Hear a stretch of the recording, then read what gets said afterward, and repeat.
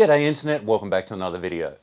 Now, CPM machines. I've got to be honest, not a type of computer that generally interests me that much, I have to be honest. At the end of the day, it was a business-oriented operating system. In saying that, I also understand how important it was and how widespread its use was. Well, at least until Microsoft came and took a massive dump in digital sandpit. But one kind of computer that I absolutely love is a luggable. And it's purely because of this. From a modern perspective, they are ludicrous, okay? You take a full-size computer, you then wedge a small CRT in it, slap a keyboard on the side, and off you go. But if you look at them from a perspective of the day, LCDs were, well, they were around, but they were crap, they were fragile, and they were ludicrously expensive. 5¼ inch drives were the standard, which take up a lot of room. And those two things alone end up with a device the size of a sewing machine. And at the end of the day, they weren't actually portable the way we think of portable devices today. There's no battery. You plug it into mains and then off you go. In saying that, what kind of battery would you use for a machine of this size? A car battery? It's big enough as it is. So recently I got my hot little hands on this Osborne 1 because, well, it's a luggable and I love luggables. In this video though, what I want to do is this. I want to strip the machine down. The cases are obviously filthy. I'm not going to retrobyte it this time round because I'm actually finally building a proper retrobrighting tub with a lamp and heater and all that kind of stuff, but it's not quite ready yet. And I know that these machines are susceptible to marbling, so I don't want to take that risk using the old-fashioned method of cream and sunlight. With the whole thing stripped down, the next thing I want to do is replace the reefer capacitors in the power supply. I haven't actually turned this machine on for that very reason. Letting out the magic smoke is something that I generally try and avoid. And while the machine's apart, we'll give the disk drives a service as well. If I can get to the end of this video with the machine powering on and seeming to run, I'll be happy. But with all that out of the way, let's get cracking. Okay, so let's start by, it's not light. Keyboard off should just be these clips. And the keyboard, oh come on, there we go. Comes off. Let's just put this whole thing to one side. Move my coffee out of the way. Now, as far as I'm aware, step one is to remove this front bezel, which is a bunch of screws around the edge.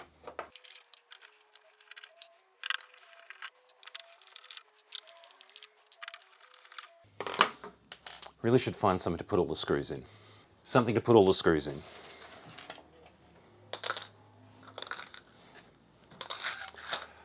Next is to remove these knobs. There we go. And now this whole front fascia should just come off.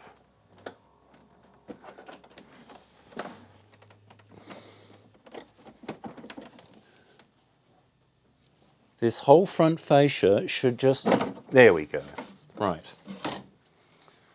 There we go, as you can possibly see, very dirty inside. And those, yeah, okay, it's a weird shape, but that's off. Next is a bunch of screws on the underside, so I think I'm going to flip this the whole way over. And we've got 5 screws over the top. Is this screwdriver long enough? Just.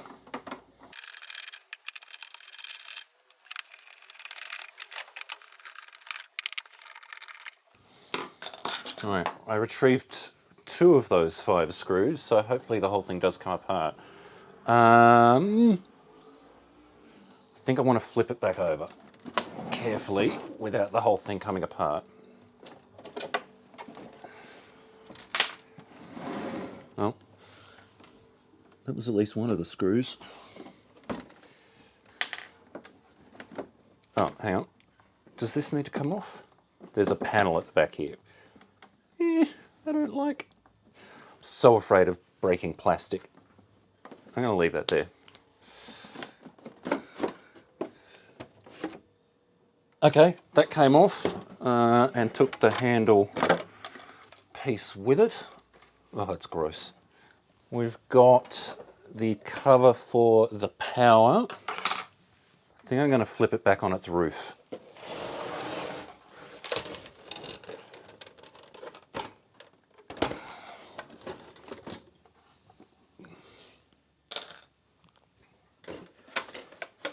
Okay, that got it, except I'm still attached. Oh, okay. Of course, the power supply panel is still attached. Right, remove that screw because it's got a earth lead. Next, I want to remove the motherboard, which is, how are we even looking at this? This is the bottom of the computer and the back of the computer. But anyway, I believe this is just held in with these 4 screws. Now, what is actually attached to this? Okay, I'm going to swing this around so you can see.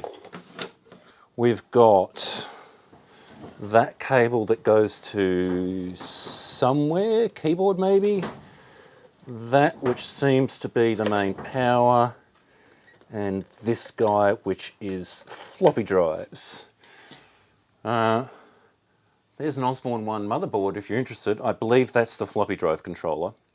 Now, at the moment I'm trying to get to this power supply, but I suspect...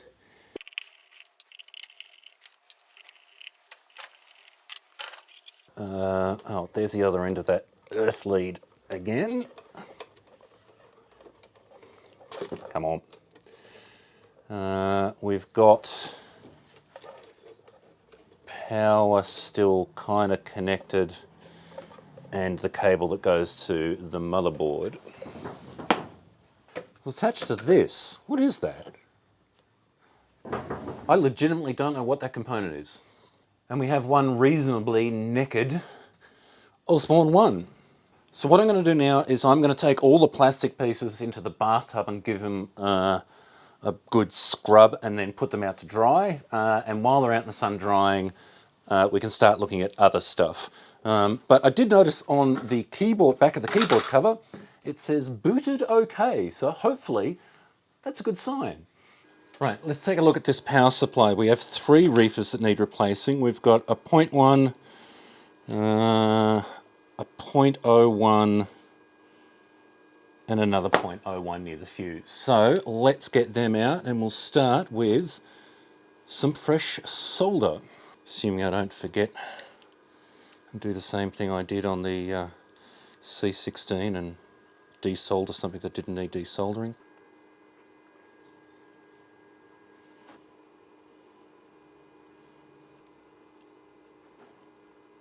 Right,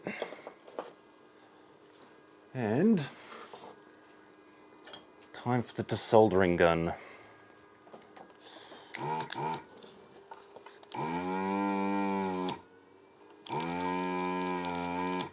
Literally fell out. Nice. I like it when they do that.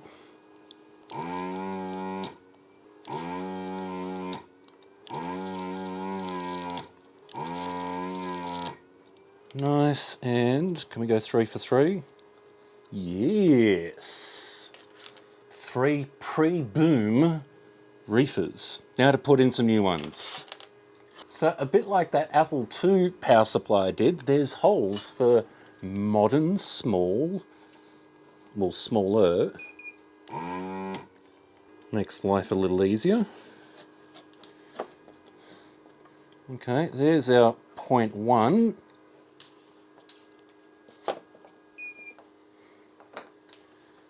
The cable management with my various tools could do with some work.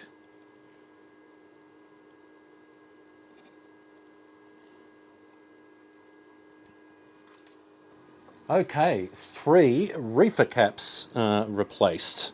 Hopefully less chance of it going boom. Now, back to the main unit itself. I want to remove these 2 drives so I can at least want to blow them out with the air compressor, clean the heads and grease the rails. But I've actually got no idea how they come apart. I'm guessing, yes, okay, so there's screws on the bottom. Screwdriver. The good news is all the screws seem to be the same. Okay. If I pick that up, they're still going to be attached via this ribbon cable. Okay, if I unhook that, will the rest of it just lift off? Nearly. We've got 1, 2 ground leads. Aha! Okay. They're still joined. I'm guessing if I take these covers off, I can get to the plug for the ribbon cable and unplug it. Okay. I guess we could do that. Take you off. And that separates that. Oh, there's a disc inside. Oh, CPM version 2.2 system and utility. Cool, because one of my jobs was to actually make some discs. I wonder if it still works. Let's find a sleeve for it. Fingers crossed. Right, next drive. So we have our drives. I think the way to get to the heads and everything, I have to lift this board. So let's put one aside. It seems to be 4 screws. I'll put them separate because they're actually different to everything else. And does that just lift away? Okay, I need to disconnect that and then it lifts away. Okay. Okay, inside the drive we obviously have our head, so that'll be IPA on a cotton bud. And everything seems to be driven off this big stepper motor here through this worm drive. So I think a bit of lithium grease or something like that will do us there. So I'm going to get stuck into that.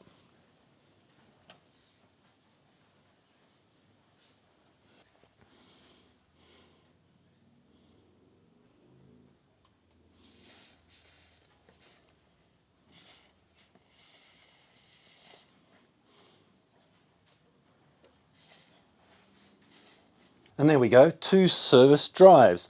Now, I've got to be honest, they were actually in pretty good condition internally. And you may have also noticed that I didn't actually do anything about the belts, primarily because if they are gone, I don't have spares. But luckily this machine seems to be relatively easy to pull apart, so I can always go back in and replace those belts. But hopefully the overall condition of the drives indicates that the belts are actually okay. So I guess there's nothing really left to do other than to bolt it all together. So, cue the music.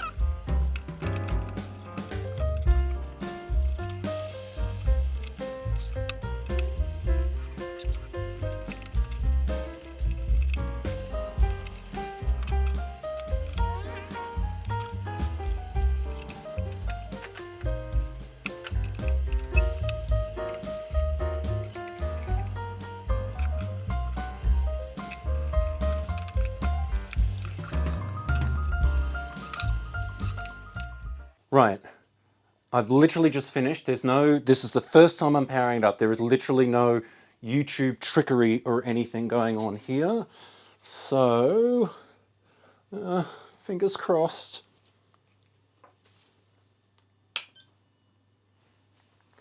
It went beep.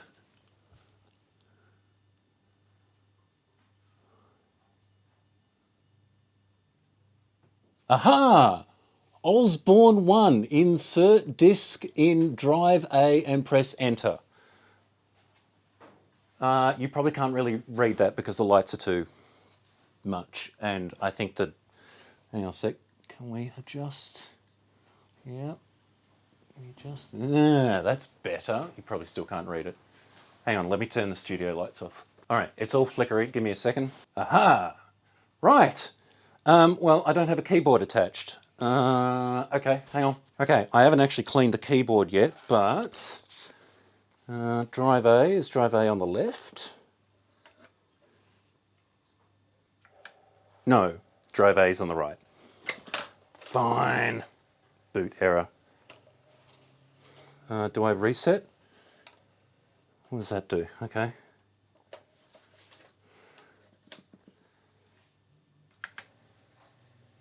Boot error. Boot error. Boot error. Boot error. Guessing that disk doesn't work. Right, so either this disk is still toast or the disk drive's playing up. But it like works-ish. All right, time to dress this and clean the keyboard. So there we go, a Osborne 1, which is significantly cleaner and powers on without going bang, which is pretty much what I set out to achieve in this video. Now, as for it not booting off that disk, it's a bunch of different things. Either that disk could be had it, which is entirely possible, kicking around in that disk drive for God knows how long. And far as I know, this machine spent quite a while just simply sitting out in a shed, so who knows. The disk drive could be had it, don't know. Or I put something together wrong, which is entirely possible. If you hadn't already gathered by my opening comments or me working on this, never touched one before, and the closest I've come is when it first arrived, I did pull the covers off to check what reefer caps it needed, and that was it.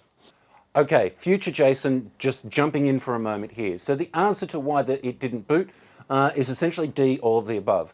I thought that it should boot from the A drive, well, the left-hand drive, because it's got A written on it for starters. Turns out I had a cable around the wrong way, and given that those cables also carry power, I was very lucky not to cause some serious damage. Secondly, the drive on the right-hand side, so B drive, wasn't in the best of health. As much as I did the heads and the worm drive and all the rest of it, it was still very, very noisy.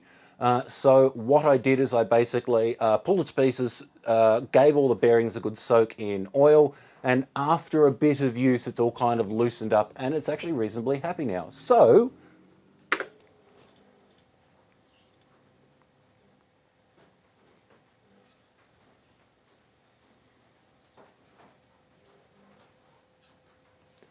it boots. I have achieved what I set out to achieve in this video, which I am very happy about.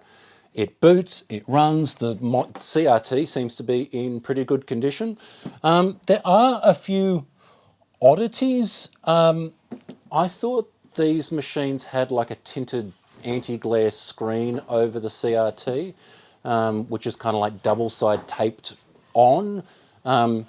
Either this is missing, but the thing is, I didn't see any like residue from tape or something or anything like that. So, question for you all out there. Do they all come like that? I don't know. So between now and the next video, I'm going to work out how to actually make some discs for this. I've got my Windows 98 machine kicking around here somewhere, hope it still works, which has got a 360k drive in it, and I believe there's some software out there that you can use to make discs for this machine. And from there, I'm not sure. Obviously try out some software. It will eventually need retro brighting. If it was all kind of uniform, I could live with it, but there's spots all over it where stickers were, and so they're not yellowed, and it all looks a bit patchy. So I think this will end up with a retro bright. But for now, that will pretty much do it. If you liked the video, like, subscribe, all the usual YouTube-y stuff. A big shout out to my patrons who are scrolling up the screen now. And if you'd like to help support the channel, there is a link in the description. But until then, I'll see you in the next one.